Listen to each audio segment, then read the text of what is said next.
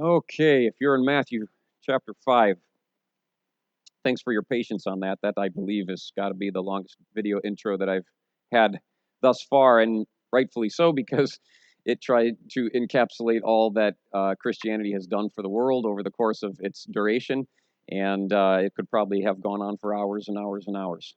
And we're going to be discussing that this morning. If you're in Matthew chapter 5, we'll be looking at verse 13, where Jesus says, "You are the salt of the earth.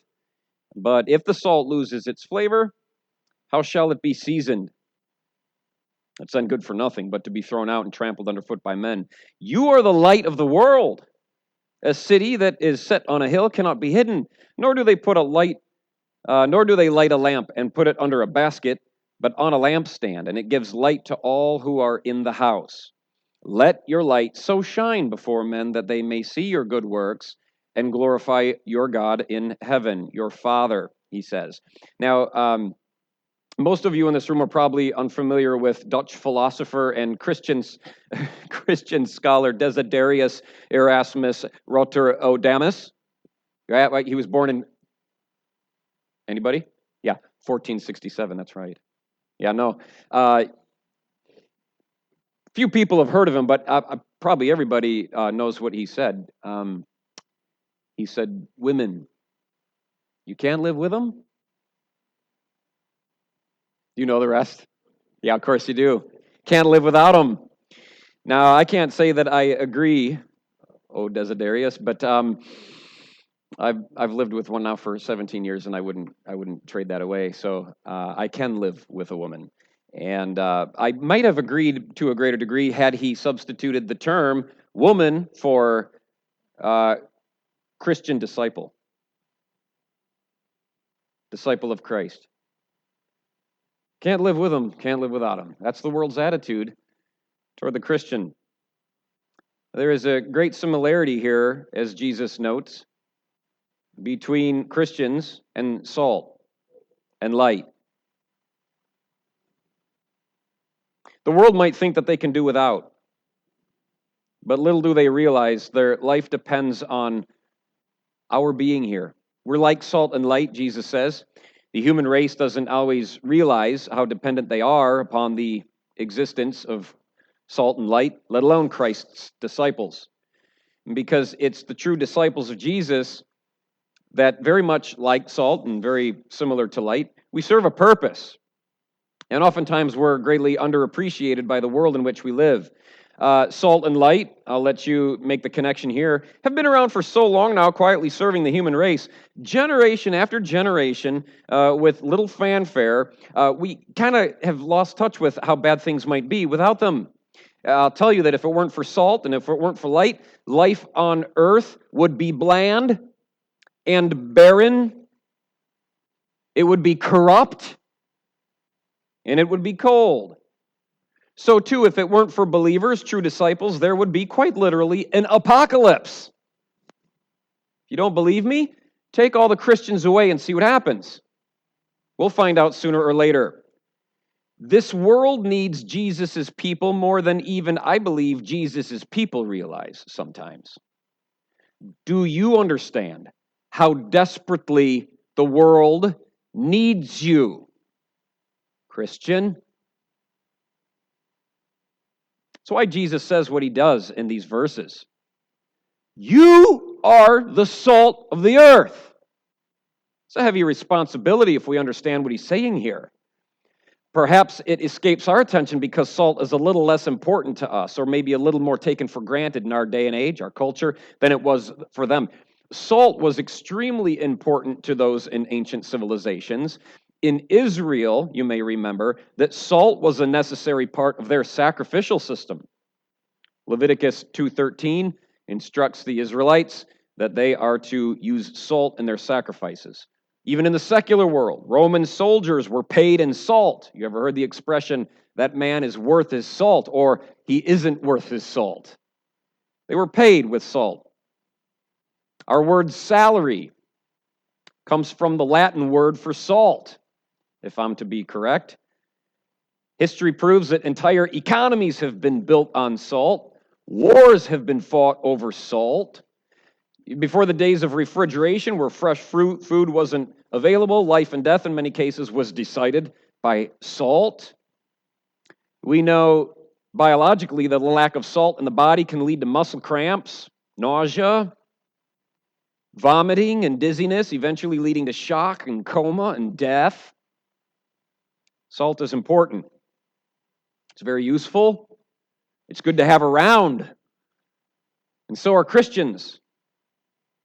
For 3 reasons I'll give you this morning. And Christians are beneficial to the world. The world benefits from our ministry first by our presence, just by our being here. Close up and personal, I'll say, by our infusing ourselves into their life, by our presence. You know that salt has no influence from afar. It has to make contact. If there's going to be any benefit, if it's going to preserve meat, the dead meat has to be rubbed with salt on both sides. If it isn't, you'll be sorry in time. Jesus doesn't expect us to convert anyone and everyone that we come into contact with. What he expects from us is to make contact, because that's his means of converting them. A lot of us, we carry such a weight on our shoulders thinking we need to make everybody a Christian. You don't. You just need to be where non-Christians are. Your very presence will have a great influence on them. You have to be out there. Sometimes I think that like grains of salt, we're all stuck in the same shaker together, and we do no good for anybody because there we are in our own little glass jar. It isn't until that shaker gets turned upside down and shaken out that the grains disperse where they're meant to be distributed. And like Christians, we must do the same, where we each go our own way and do the work that we've been commissioned to do, which speaks against the kind of cloistering that seems to be a temptation among the Christian community, where we all sort of gather together and hunker down and enjoy Jesus, but we have no real influence in the world. We shelter ourselves because, it's hard out there, and my Christian sensibilities are offended when I'm with unbelievers, and so we just stick together. That would be to miss the point here. Vance Havner, a man of great faith in the past, said, "We must be willing to be rubbed into the decaying carcass of our unregenerate society."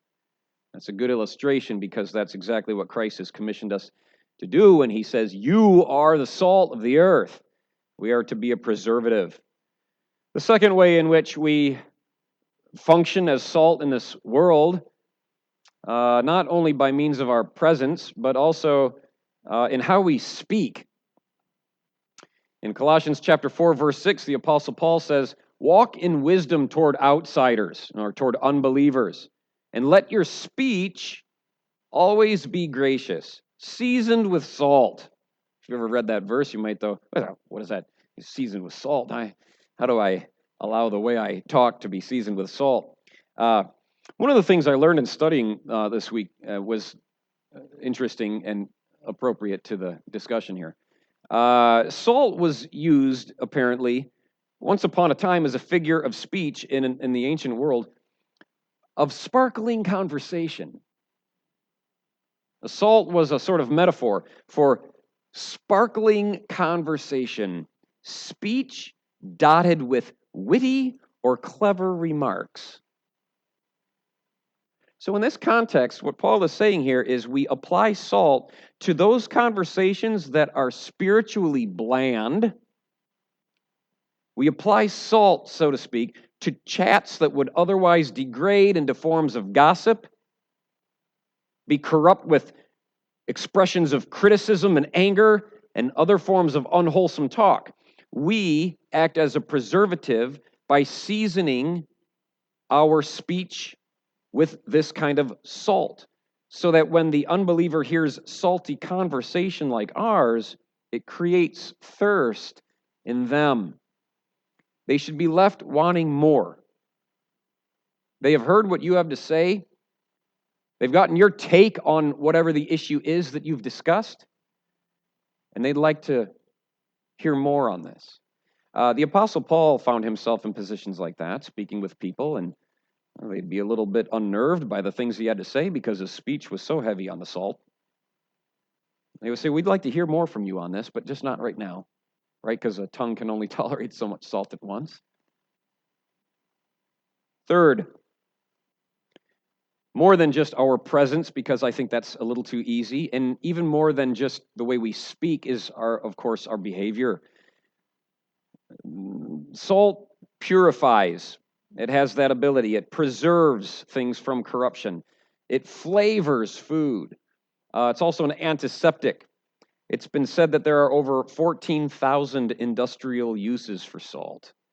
But please don't forget, in all our discussion here of salt, that salt is salty. I mean, I don't want to be overly simplistic here, but salt is salty and not everybody likes it. I think Christian speech, the way we talk, is more irritating than just us being there quietly. But Christian behavior tops it all. The way we act is to be as salt in this world, and that might not please the palate of those who are around you. And you already know this, I don't need to tell you, but it's for that very reason that many Christians like to play the part of sugar rather than salt. If you take a little bit in each hand, you wouldn't be able to tell the difference, but the world certainly can. And the world would enjoy you to function as salt for them, to be a little more pleasing to their corrupt palate than salt might be. And some of us have taken the world's cues, and therefore the world doesn't hate you like Jesus said they would, because nobody hates sweets, and you're just too sweet. Some Christians are called to be salt, but rather they're the sugar of the earth. They make everybody happy because they're always only pleasant. And in truth, the only thing you're ever offering the world are empty spiritual calories. They're wasting away. They're already getting muscle cramps because of you, nausea, dehydration. And you know what they're headed for is coma and death.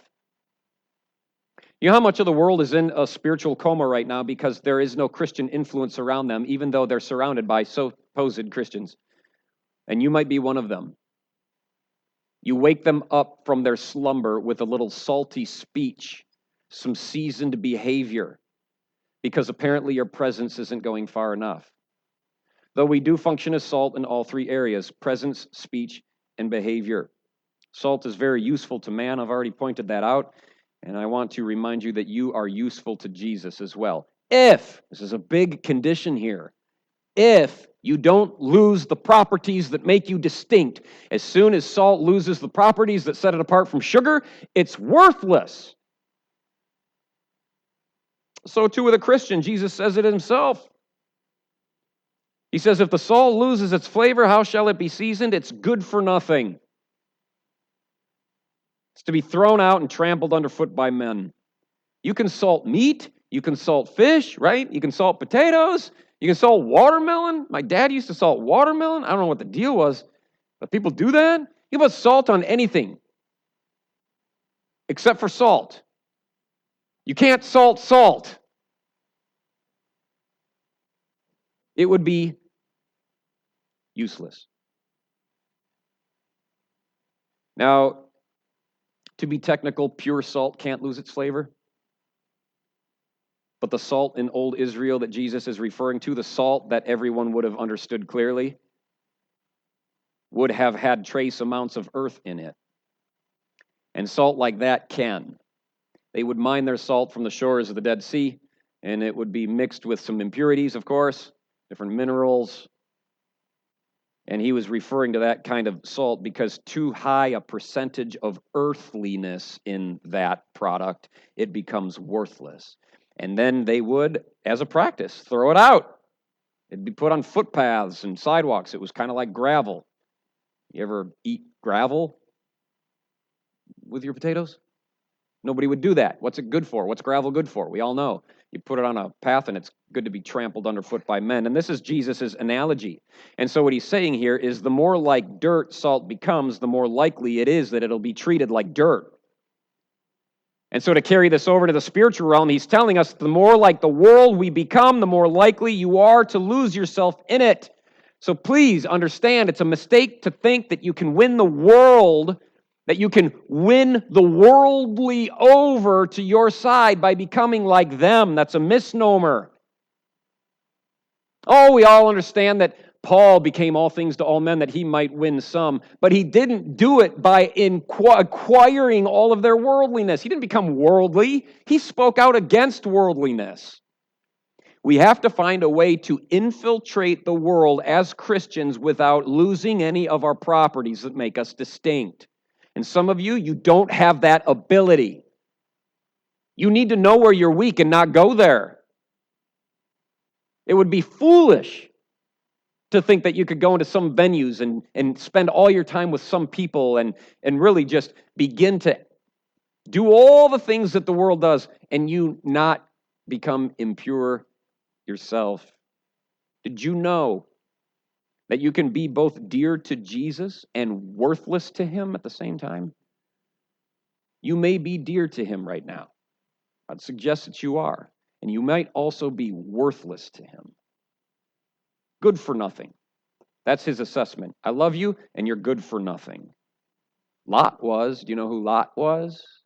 Abraham's nephew? Worthless. Bible says he was a righteous man, and he lived in a corrupt environment, and his righteous soul was tormented day by day by the things that he saw and heard. But he did Sodom no good, did he? Sodom was destroyed. Destroyed with what? Salt. So if the world isn't going to be served by you and I with a little bit of salt here and there, God will eventually do it in a way that they cannot recover from. And you know what the last thing Lot witnessed was? As he's running away? The sound of screaming and death all behind him. Even his own wife, who had become impure herself. Too much worldliness to have done any good. Lot's lucky to get out of Sodom alive. His wife was turned into a pillar of salt. No doubt God was trying to prove a point there.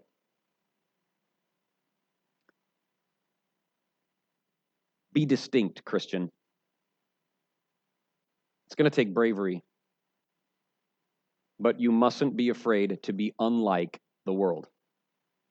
Don't be like the world. Come up from among them and be separate, Jesus says. Be distinct. Be unique. In many respects, that's what the word holy means. And when God says, be holy like I'm holy, he's saying, be different. Be unique. It's the only chance the world has. And again, you may be dear to Jesus and yet worthless. So this isn't a question of your salvation. This is a question of their salvation. And of course, we don't like to think that the salvation of anybody out there would be contingent upon our choices, but I dare say that it almost is. Ultimately, this is on God, but we cannot dismiss our responsibility here. What did Jesus say in verse 13? Who's the salt of the earth? Who? You. You. He goes on to say, you're the light of the world. Now, we know that elsewhere Jesus said he was the light of the world, but he doesn't here. He puts that full weight on you and I. You are the light of the world. A city that is set on a hill cannot be hidden. Now, the prophet Isaiah long ago spoke of the future Messiah, hundreds of years before Jesus ever arrived. He spoke of this Messiah prophetically as a light to the nations. A light. Malachi also, Old Testament prophet, referred to this coming Messiah, Jesus, as the Son of Righteousness. Not the Son, S-O-N, like the Son of God. No, Son of Righteousness, S-U-N. He is the Son of Righteousness. Now, something I know of the sun is that it's a star, and of all the stars in our galaxy, along with all the other 2 trillion galaxies combined, you can Google it, there are 2 trillion, because someone counted. It must be an estimate. Of all the 2 trillion galaxies combined, No star is important to the human race as the sun. And Jesus is referred to as the light of the nations, the Son of righteousness. And the Jews took a hold of that idea that was kind of presented by Isaiah and Malachi. And by the time Jesus ever showed up, they had been giving that title, Light of the World, to their most eminent rabbis. The best teachers of all Israel were called the lamps of the universe. And I'm sure that was a very lofty title, something of great respect and all. But suddenly Jesus comes along here and he preaches this thing in Matthew chapter 5 and says, "You are the light of the world." Now, who's he talking to? Is he talking to the most eminent of rabbis? No, he's actually talking to a bunch of working class peasants, just sheep farmers and factory workers and fishermen, all up until chapter 4, verse 16, had been sitting in darkness.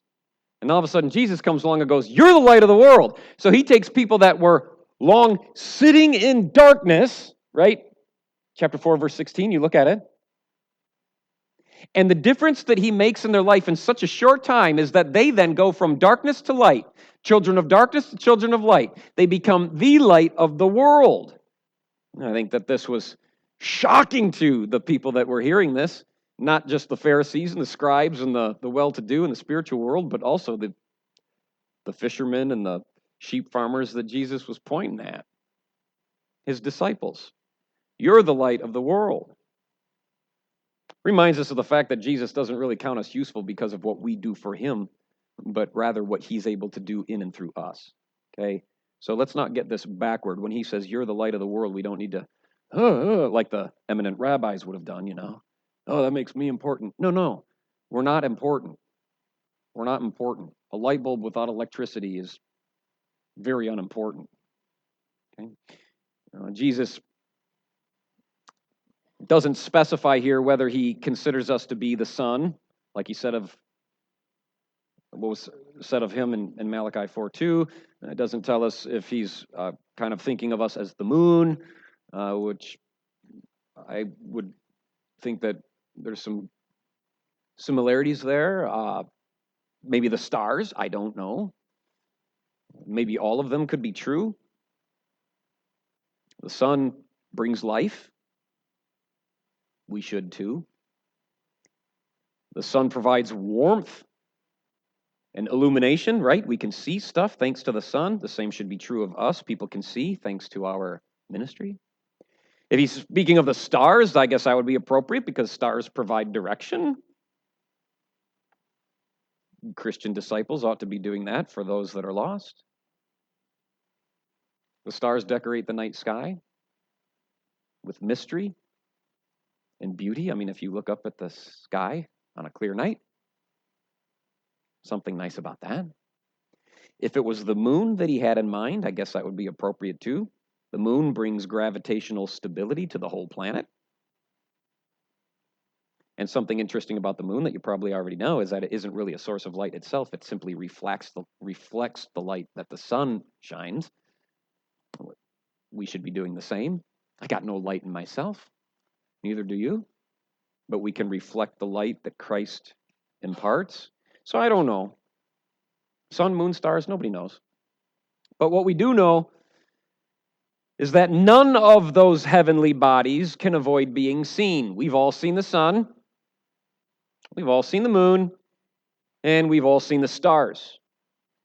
And so the whole world knows who they are. And Jesus says, you too, like a city on a hill. You are highly visible when you live like Jesus desires you to live. If you shine like you should, you'll be seen by everybody. You'll be hard to not notice by everybody. Not just those that are attracted to the light, not just those who are attracted to the truth of Christ, but those who want to extinguish it. That's why we try not to catch too much attention sometimes. Because that phrase that Jesus speaks when he tells us that we're going to be persecuted. That's why we're so tempted to dim the light that we shine.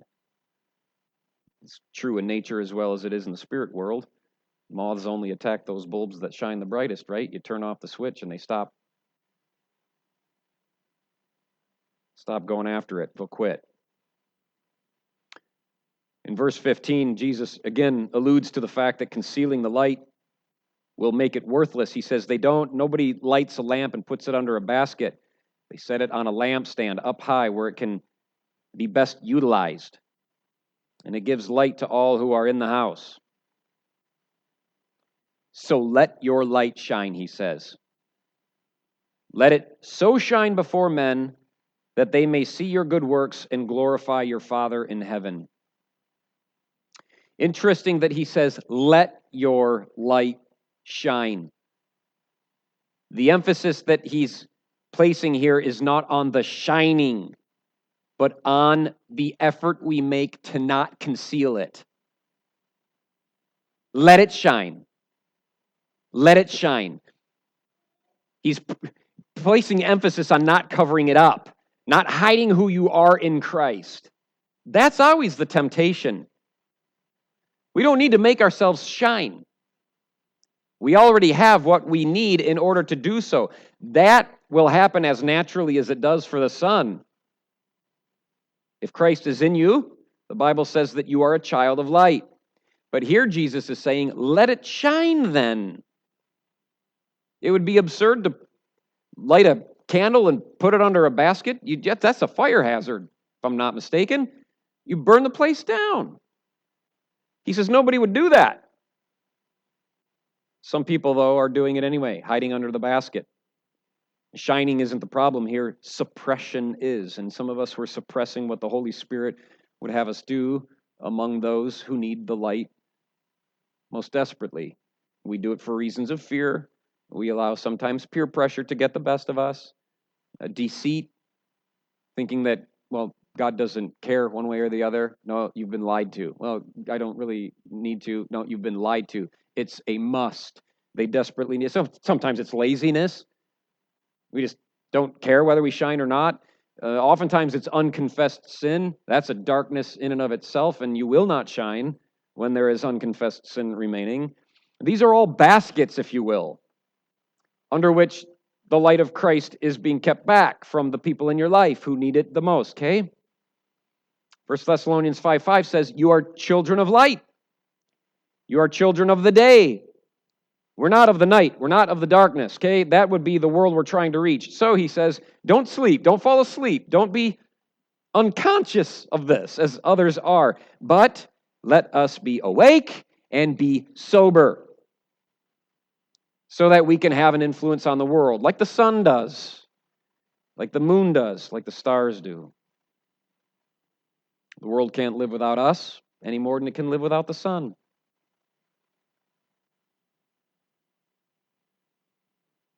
Do you believe that? Without the influence of Christians, this world will be set on a trajectory so dark and so hopeless, it will take a short 7 years for it to be absolutely destroyed. 7 years.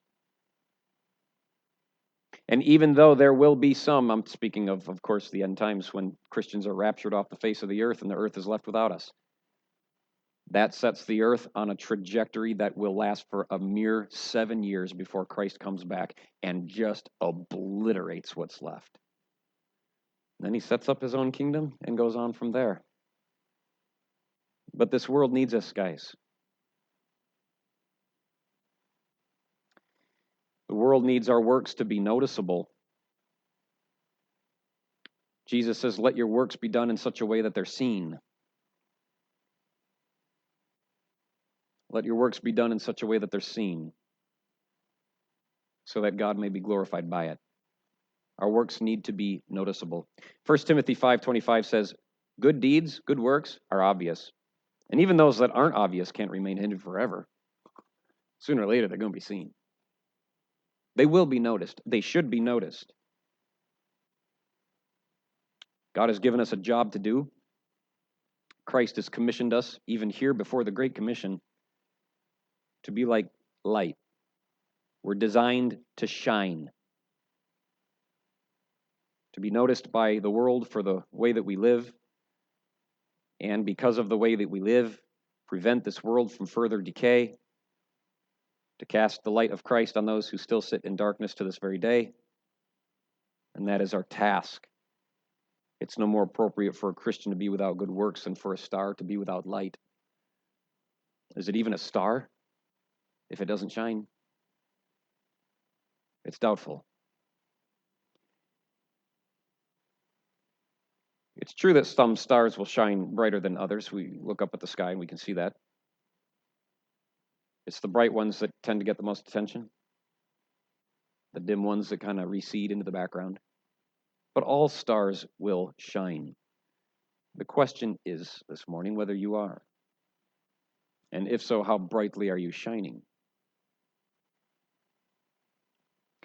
If indeed your light is dim, you might ask yourself why. How long has it been that way? And is it getting worse? My kids have on their ceiling in their bedrooms, both of them have little plastic stars cut out of, they put them up there. And then they glow. And so when we put them to bed at night, sometimes I look up and I'm like, this is so cool. I kind of want them in my bedroom, but I don't know. I thought it'd be kind of cool to take those and to just cut them into tiny pieces and glue them best you can into the pattern of the real sky, because I have a lot of time. And so anyway, they've got those stars, and you've probably seen them before, but you know that they aren't lights in and of themselves, those little plastic things, but they do have something unique about them in that they're able to take and store the energy from the light in the room while it's still on, and then continue to shine even when that light is not seen anymore. They get dimmer and dimmer as the night goes on because the light has been off for too long. And I wonder if that's kind of the case with some of us. You can only shine in relation to how much energy you've soaked up from the original source. I don't think Christians will shine very bright in the dark if they have little exposure to Christ in the light. The key to shining brightly in this world for you and I is to have unbroken communion with Christ. And what I mean by that is having a genuine relationship with God through Jesus that isn't interfered with by your religion any more than your job or your hobbies or anything else in your life that would sort of serve as a blockade to knowing Christ more deeply. I don't know. I think that for the most part, this church we're avid Bible readers, and we take in a lot of truth in books and in Bible. But I don't know, because I'm not there with you. That might be a problem for some of you. You don't read the Bible enough. You just simply don't. Congratulations, you're dim. You might like Jesus, so that's great. And you might think that you've got just something really strong with him. But I'm telling you that if you don't have a regular intake of truth, it's no different in the spiritual sense than it would be to have a very irregular and inconsistent intake of, food in the physical realm. You're starving. You're starving.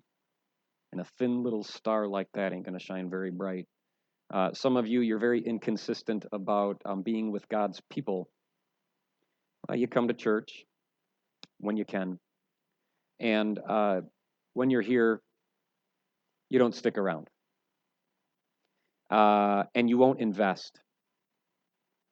Congratulations, you're dim. I'm sorry. But one of the ways to draw close to Christ is to really draw close to his people.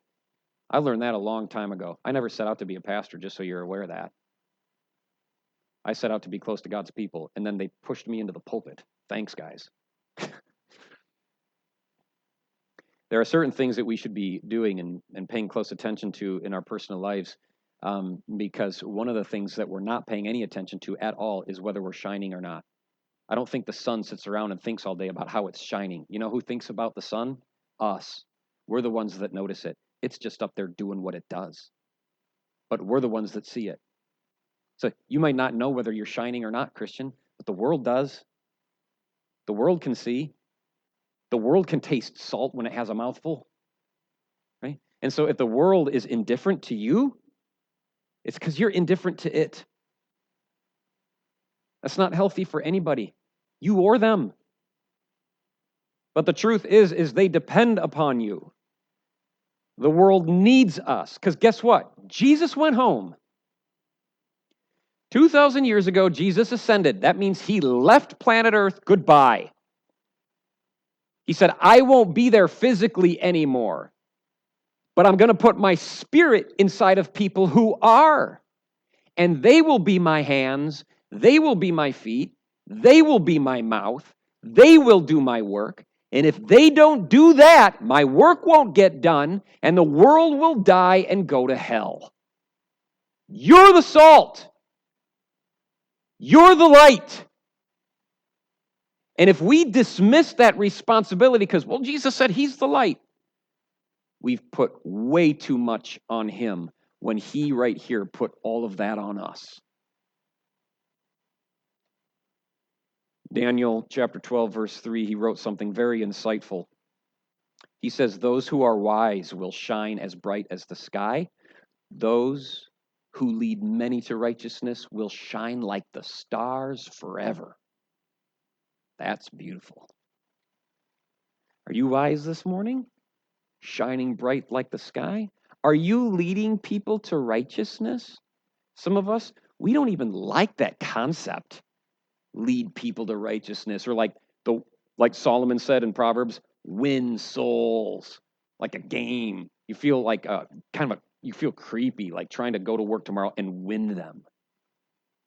Lead them to righteousness, like it's none of your business. It actually is your business. Go win souls. Go lead many to righteousness. You'd be a fool to allow that kind of a thought to stop you from doing the work that the Creator God commissioned you to do. Well, I don't want to, as a tell people that they should believe in Jesus. Like, that's the only way. It is the only way. And you claim to have it. So to withhold that from people who need it is beyond cruel. At the very least, it's ridiculous. It's absurd. It's like putting a basket over the light. Why would you even turn the light on? It's a waste of electricity. But we do it all the time. And Jesus says, the citizens of my kingdom won't do that. They're salt. And they're light. Are you a disciple of Jesus Christ this morning? Would you count yourself as a disciple of Jesus Christ this morning?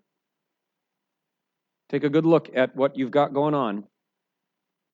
Because I'll tell you this, that if you are a disciple, this world might not like living with you, but it can't live without you. Disciples. Can't live with them? Can't live without them. The people out there that are lost in darkness, right? Your neighbors and your coworkers, your old friends, even your family, some of them need you more than they realize, and maybe even more than you realize. If you don't do this, it won't get done. You're the salt. You're the light. No one else is. The hope of the world in this generation rests in your hands. You are the light of the world.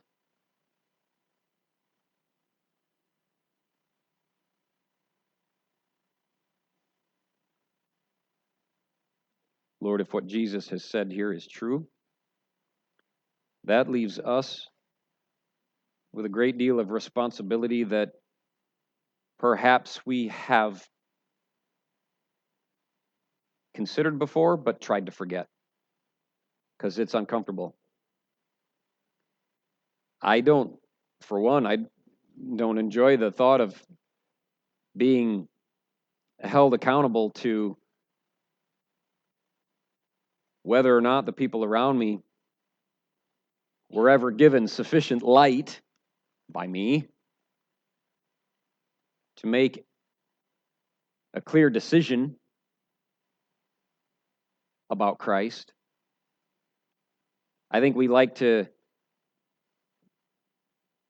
muddy the conversation with all kinds of frivolous talk about Jesus, never really getting around to what it's called brass tacks, never really getting around to the truth that is so desperately needed, not really putting our finger on the issue. We just, we're uncomfortable with this assignment, Lord. But no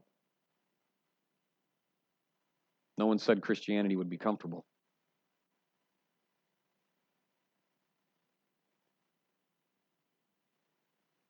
I don't know if I like being salt, because not everybody likes salt.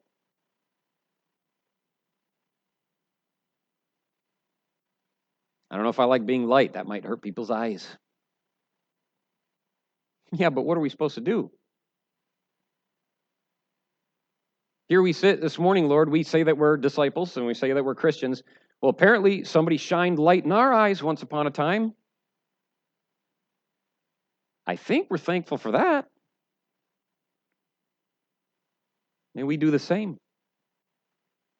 Following the example of Christ, who is the true light of this world. I pray that, like stars, we would give direction to those that are lost. Instill within them a sense of mystery about Christ that would warrant further exploration in them. I pray that, like the moon, we provide gravitational stability for those whose lives are so unstable in this world right now. That we would reflect the light that Christ has shined on us for their good, for their benefit. I pray, like the sun, that we would bring life to those in our company that are headed for death. I pray that we would be like warmth to those that are in the cold and provide illumination for those who have no understanding of the truth. May we do our job like salt does for us. Let's all stand.